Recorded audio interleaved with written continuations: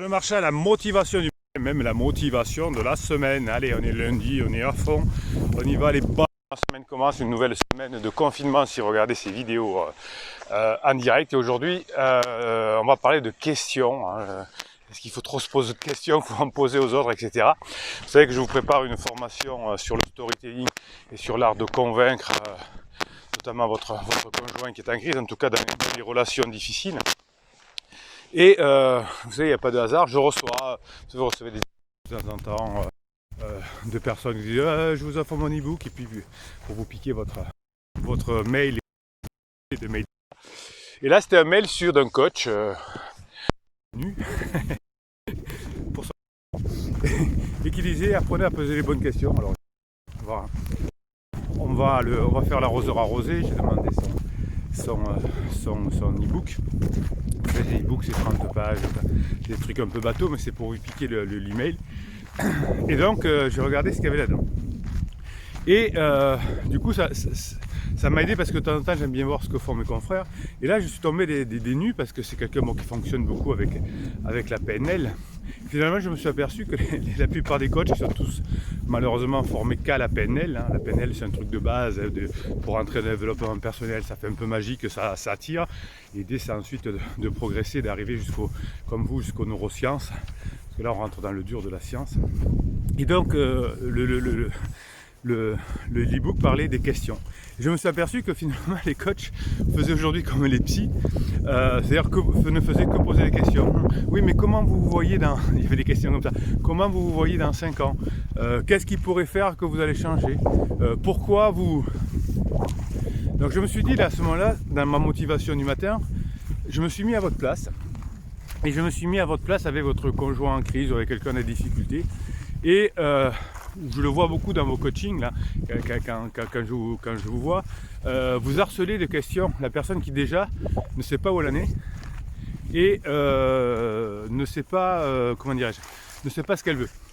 Et le problème c'est que quand vous posez des questions, vous avez des réponses qui vont être au bout d'un moment juste émotionnelles. Alors si vous posez des questions fermées, les questions fermées répondent par oui ou non, vous allez juste vous en servir ces questions fermées, pourquoi pas de temps en temps, pour connaître rapidement l'humeur de votre conjoint. Est-ce qu'il est en down? Est-ce que votre patron, c'est d'ailleurs votre client, est-ce qu'il est en down? Est-ce qu'il répond oui ou non? Ou est-ce qu'il répond pas? Ou est-ce qu'il développe ses réponses? Est-ce qu'il a envie de parler?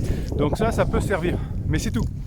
Ensuite, l'idée d'inspirer quelqu'un, je vous expliquerai ça dans la formation, c'est de ne pas de poser de questions, mais c'est d'échanger des idées, de parler, etc. Et pas de poser de questions. Je me suis aperçu que mes coachings notamment, je vous posais très peu de questions. Comment vous voyez dans 5 ans? Qu'est-ce que vous feriez? Qu'est-ce que feraient vos enfants si? Et je vous apporte beaucoup plus de réponses. Et je vous demande au début effectivement quel est votre objectif. Et l'idée c'est que vous repartez super motivé avec des réponses plutôt qu'avec des questions que je vous aurais posées. Donc l'idée de cette motivation du matin, c'est de ne pas trop poser de questions à des personnes qui n'ont pas de réponse, surtout les pourquoi, les comment. Alors vous pouvez de temps en temps le faire, bien évidemment, mais vous allez surtout le faire. Vous posez des questions pour vous donner des idées. Comment tu ferais toi pour... Vous voyez, en ce moment j'ai une difficulté. Qu'est-ce que je ferais? Une difficulté avec mes enfants, comment je pourrais faire? Et ça c'est très intéressant, parce que quand vous avez la vie de quelqu'un, vous paraissez plus intelligent. Parce que la personne va développer les... Et vous allez pouvoir lui faire des compliments. Vous dites, ah d'accord, ah, ben, tu vois, j'aurais pas pensé. Qu'est-ce que tu fais quand c'est un compliment?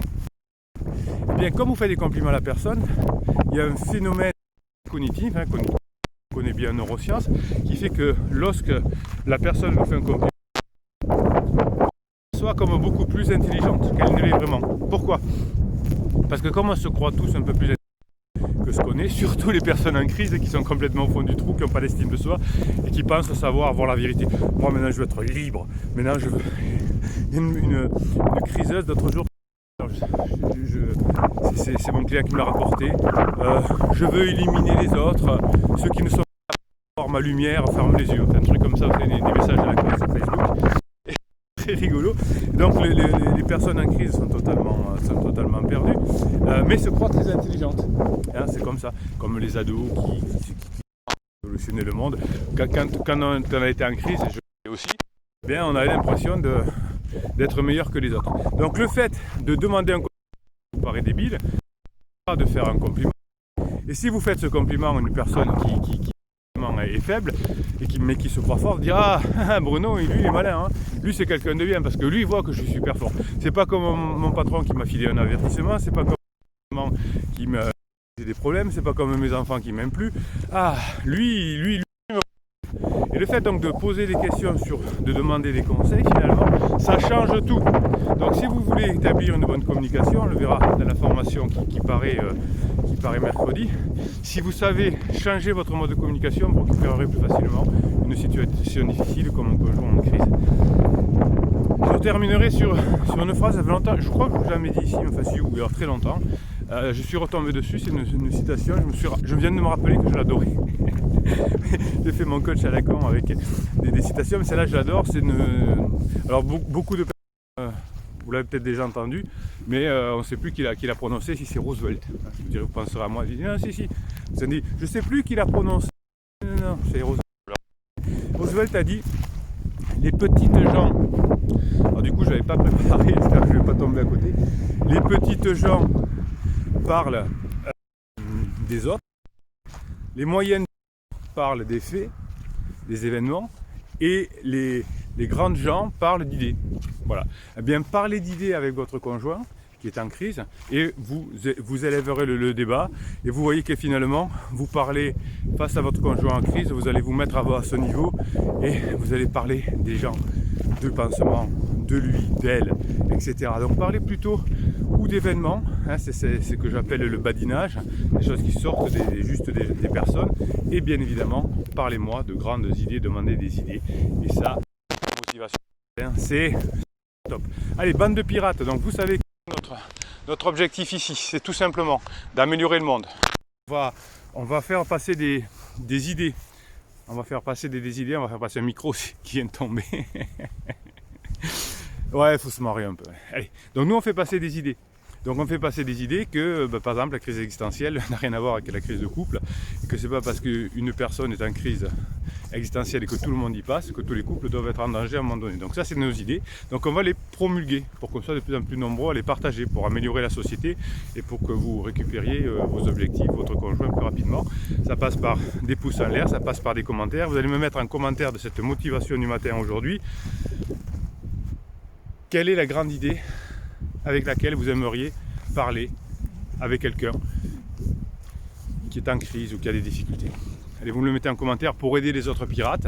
Hein, quelle est la grande idée avec laquelle vous voudriez parler ce matin à la place de poser des questions? Abonnez-vous à cette chaîne, et puis ben voilà, je suis à la bourre, je commence le coaching dans 1 minute 30. Et puis je finis la formation de mercredi. Comment récupérer son conjoint grâce au storytelling et grâce aux techniques de conviction les plus puissantes. Allez, je vous souhaite une très bonne journée. Bruno Marchal, il vous dit à très bientôt.